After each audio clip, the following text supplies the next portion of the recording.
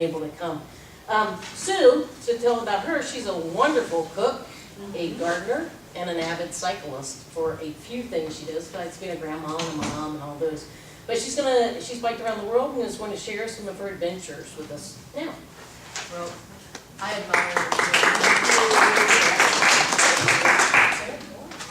I really admire Jamie. I raised 3 kids, and I don't think I could have.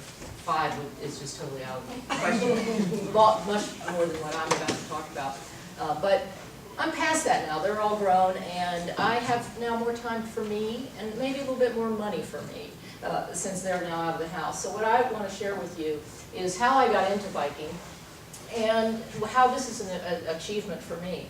I moved to Richmond in 2012, I think December 2012, and I did a little biking in West Virginia before I came here on the rail trail, like a lot of us do, the little casual.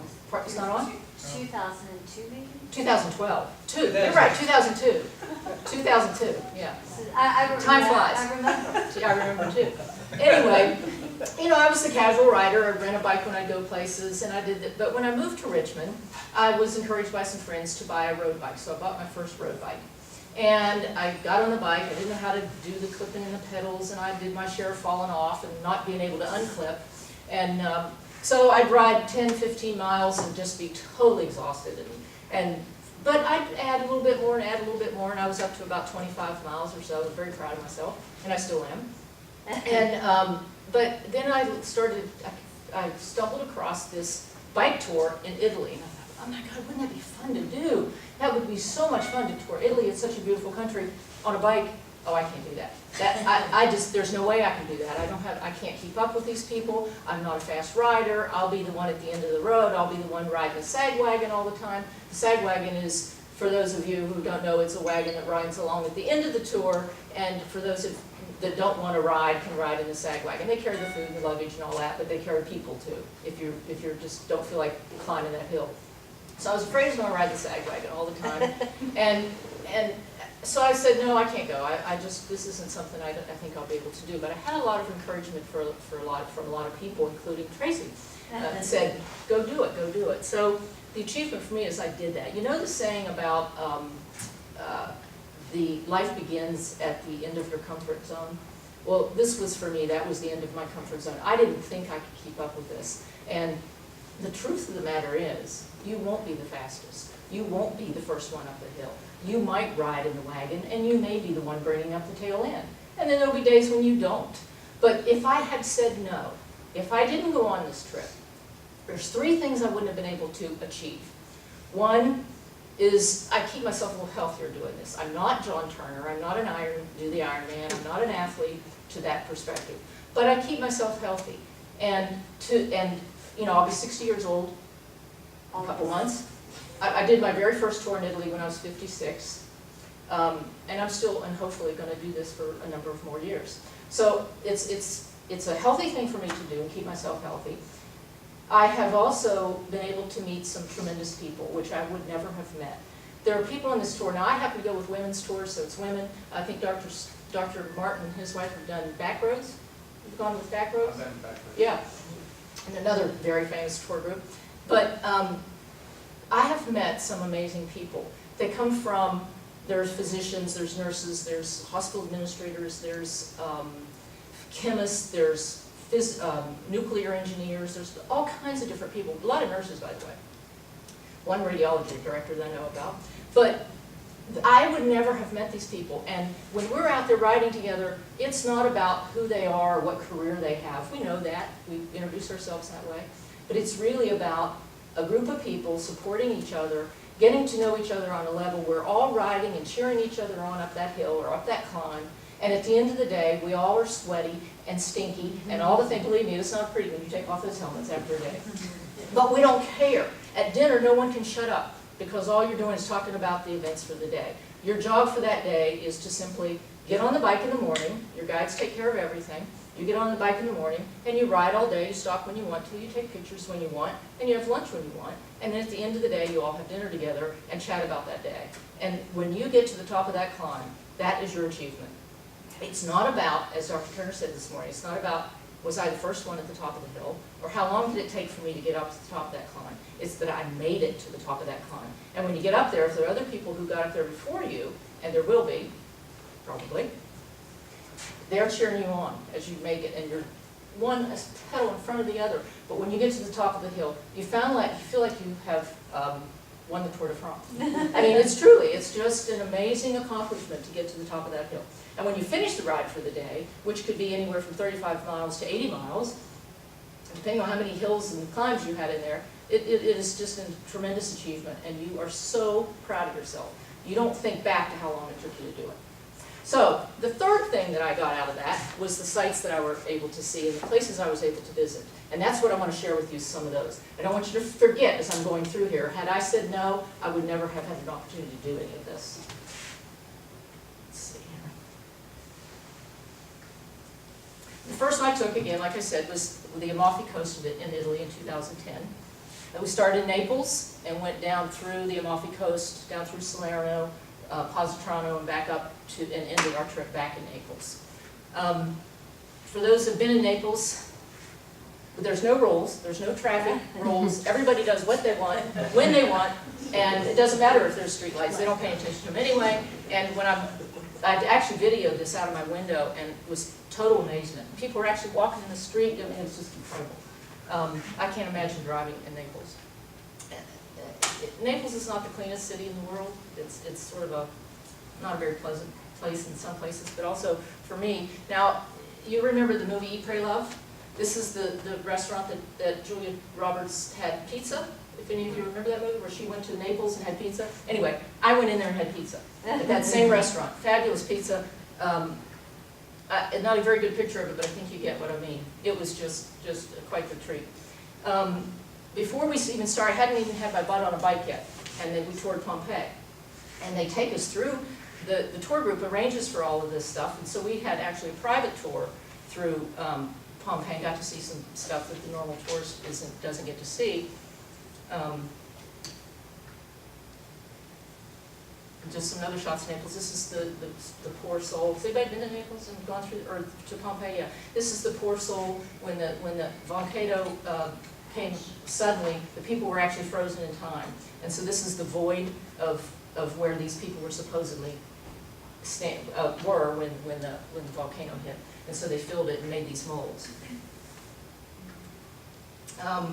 Again, I met some people when we arrived in Naples. I quickly realized that there were, I think, 6 people out of 15 maybe that were from Virginia. And this lady, Marilyn, is the head physician at Lynchburg General Hospital. And I didn't know any of these people before I got there. So the very first day, I'm scared to death to start my very first tour in Italy, and it's pouring rain. I said, oh my gosh, I'm not familiar with this bike, what is this going to be like? Not only was it raining, but it was an 8-mile climb. Now, I'm not talking a real steep climb, but it was an 8-mile climb. And I thought, what did I do? What did I sign up for? But I made it. I made it up that climb. It was tough, but I made it. These are the tour guides. Again, just to give you bless these people's hearts. They get your bikes ready for you. You get up in the morning, your water's ready, your lemon is in the water, and they slough that luggage around. It's in your room when you get there. You do nothing. And they keep telling you that. You're on vacation. We take care of you. Just a couple sites along the way. You constantly are stopping, taking pictures. And then at the end of the day, this is the kind of place where you get to stay. So we got to stay in 4- and 5-star hotels at the same time. We didn't camp. There are camping trips, but I probably would never do one of those. So very, very nice places. And this is the view from the room of that same hotel. Across the way, here is a little boat dock that we were able to take a tour, and I'll show you that for a second. This is a bunch of old ladies getting ready to leave in the morning. And by the way, it's not about how old you are in terms of your ability to bike. It's not about how old you are or what your size is, whether you're small, large, or whatever. It's about how much you put into it. The different age groups can ride at different levels, and you get out of it how much effort you put into it, and that's your choice. As he said today, it's about the achievements that are all your own. everybody wonders how this happened, and it's really funny. She actually got caught in an elevator door. No. So it wasn't a fancy, wasn't hit by a car or anything like that. She got caught in an elevator door and had to have the tire replaced. On those boat docks, we took a little tour of the grottos, and so they drove us in there and in these little boats, and so you know, it really was biking while I was there. This is Sue Rapp. She's from Madison, Wisconsin. She's 72 years old. She's a fantastic biker. She's biked in every continent of the world. She is a breast cancer survivor, and Sue never was on a bike until she finished her chemotherapy and decided, I'm going to do this. Went out and bought a road bike, was fitted for it, and signed up for a cross-country tour, and that was her first bike trip, and she hasn't stopped since. She is an absolutely fabulous, fabulous friend. When you're on these bike trips, you get to see a lot of things that the tourists get to see, and you know, when you go to, and there's nothing wrong with that, touring all the Venice and Florences and all those areas, but you also get to visit some little tiny towns and villages and streets that a normal tourist may not get to see. And this is an example of that. And here, these boys would ride up and down the street with us on the bike, and when you'd ride through these little villages, and I'm talking very small villages, and these older folks would come out, and they'd clap and chow chow, and they would bite bicolet, bicolet. I think, don't judge by Italian, but I think that means bicolet. Bicolet is bicycle. And so, you know, they really would be very thrilled if you'd stop for an ice cream or a soda in their little village. But some of these little, this was actually a large village. Some of them were very, very tiny and just delightful. This is a olive oil and wine farm that we got to, we stayed here 2 days. Usually you stay 2 days in one place. You go from city to city, but you usually stay one place twice to take a rest day if you like. And this is La Favat. Beautiful place. This is the owner. She gave us a private wine tasting. She's absolutely was beautiful. We had the most amazing food. But I made it to the top. I mean, that's the top. So again, I wanted to make sure you knew I was biking. We would joke, we rode very hard during the day. We'd burn lots and lots of calories because you went up some very, very steep hills, and then you could eat like football players and eat, drink like football players. In fact, I named my book after I got back from this trip. Instead of Eat, Pray, Love, I called it Eat, Drink, Pedal. But hopefully not in that order. We got to see some of the ruins too. While we were there, another tour that they arranged for you. You go in front of the lines. The beautiful Amalfi Coast. They let us go out on a boat, or they actually put us on this boat, I believe in Salerno, and we got on the boat and we rode out, took these pictures, and then when we arrived back at the Amalfi Coast at the bottom, our bikes were waiting for us, and we got our bikes and rode up out of there, which was in itself taking your life in your hands. Again, another shot of the Amalfi Coast. Some of the pictures aren't real great, but I think you can understand. Another view. And yeah. So this is the scene at the end of the day. Everybody's finishing dinner, and this is just a typical scene. Every day. It was just you wonder what else the world is doing. So this is the reunion we had. A bunch of old ladies, all from Virginia except the lady in white. She's from San Francisco, and she's 70-something years old, and can ride like you can't believe. So we all met down in Meadows-O'Dan, which is where this lady's from, and we rode from there to Floyd, if you're familiar with that. So they've become very, very good friends. Next one I took was in New Mexico in 2011, from Santa Fe up to Los Alamos, Taos, and then back to Santa Fe. Stopped at this mineral springs. It was an amazing place. They had different temperatures for different diseases, and they had massages and mud baths and all the kind of things. And you were supposed to be very quiet. I had a hard time with that. Our whole group was getting yelled at all the time because we were talking too loud. Anyway, very, very good experience. Another view. It was definitely a place to relax after you've ridden 50 or 60 miles. I remember this hill well. It was the start of a 4-mile climb, and it was very, very steep. But at the top of that is what it looked like. So again, you get to the top, and it's like, oh my God, I made it. You didn't have to take the ride of shame. The route of shame. Ride of shame in the truck. Yeah. Just another view. That's actually not a great picture. It was taken from a book. This is just some of the churches that, from the 1700s that we got to see while we were there. Now this is, the reason I throw this up here, this is everybody grabbing some snacks and stuff before a ride in the morning. The lady in red is 80 years old. So she has cross-country twice with this group. So when I want to feel sorry for myself, I'm 60 and I'm too old now, very much of an inspiration. Her, Pam, and Sue. Got to visit some of the private Indian reservations. This is sort of the wide open space whenever you ride by yourself, and it's just this amazing place to be and ride miles and miles and miles by yourself, but just to be able to just think and enjoy what you're seeing is just incredible. Just another shot. And this is one of the little adobes we stayed in one night. They took us this same day to Georgia O'Keeffe's home, which is in Albuquerque, I believe. And I'm not a fan of her paintings, but her house was amazing. She was very much ahead of her time.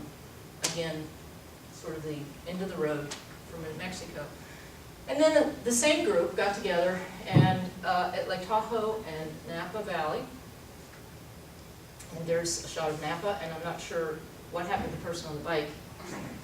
But this, any of you familiar with Vincent Donner's Pass, it is an amazing road, straight uphill it feels like, 6 miles up to 7,240 feet, I believe. That was probably one of the harder climbs I've done for a long time. It was very, very difficult it was hot, but when I could see these other people that 10 years older than me going around me, I can't give up, I can't give up. And so the encouragement you get from your friends is incredible. This is, from the history when the Donner Party tried to get across the mountain and they died and all kinds of very bad things happened. This is from the top, that's the Truckee Lake.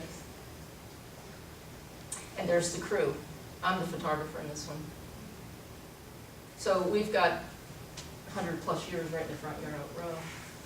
Then I went on to Napa Valley, not the whole crew did, but rented a bike there, and this is a view from up top one of the mountains.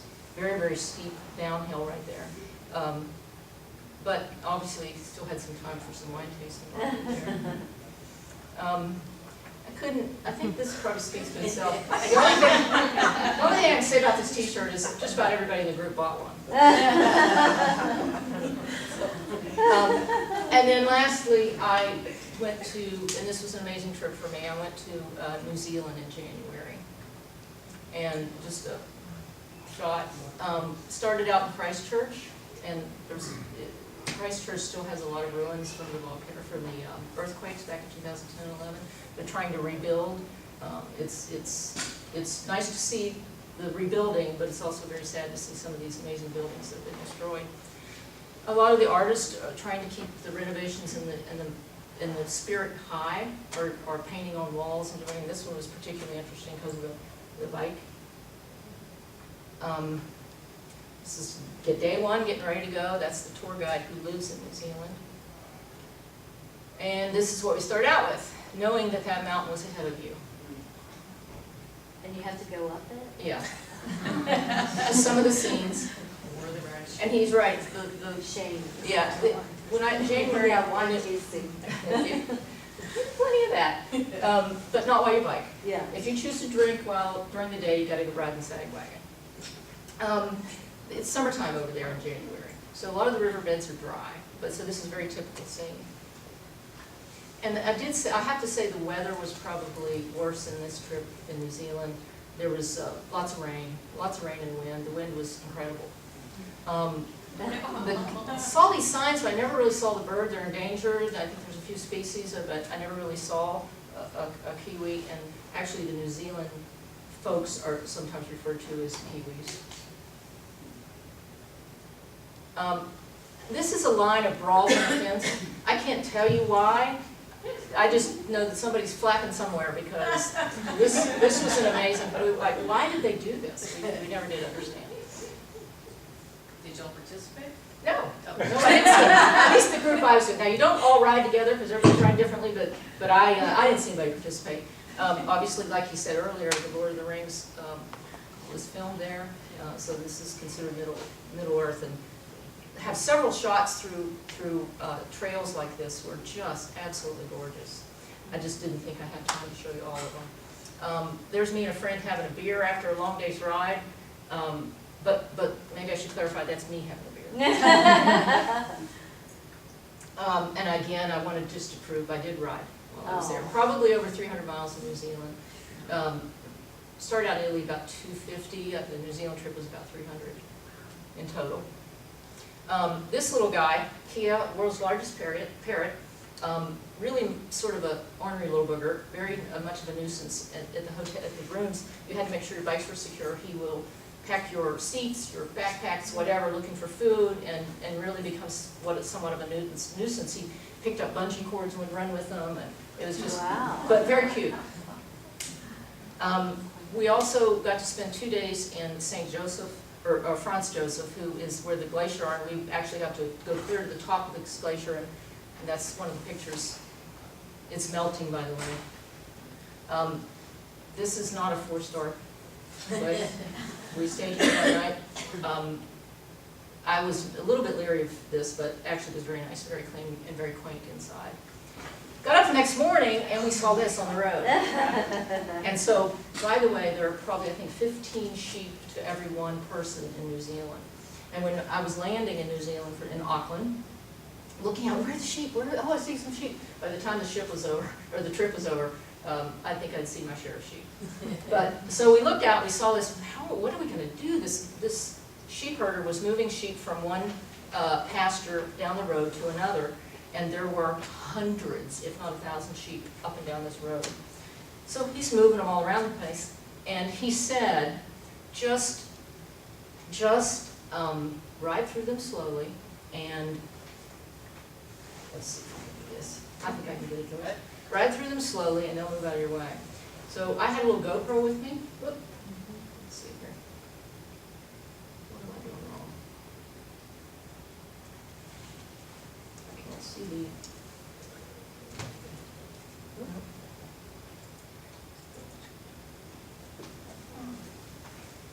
There, for some reason we couldn't get the sound to work, which in itself was funny, but. So Oh, I bet. these poor little sheep are getting out of our way and running.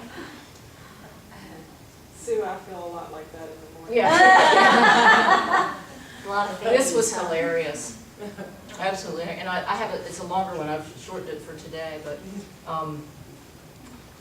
we get through the first set and then we go on up and there's another group of them. I swear, I think there were about 1,000 of them. And not only that, but they left little treats for us in the road that you had to maneuver around, or otherwise you had that sent with you for several hours. So. Anyway, I apologize for but I think you get the gist. So I think we'd had our fill of sheep. That's awesome. I'm sure the noise would have been interesting. All the Well, maybe this little arrow down here might take it to the next one. Here we go. This is riding through the rainforest, which was absolutely beautiful, but it also rained. You took your jackets on and off 1,000 times because you'd either be going downhill and you'd be freezing, or it'd be raining and the wind's blowing, or you'd be climbing and you'd be sweating to death and you'd have to take off your jackets.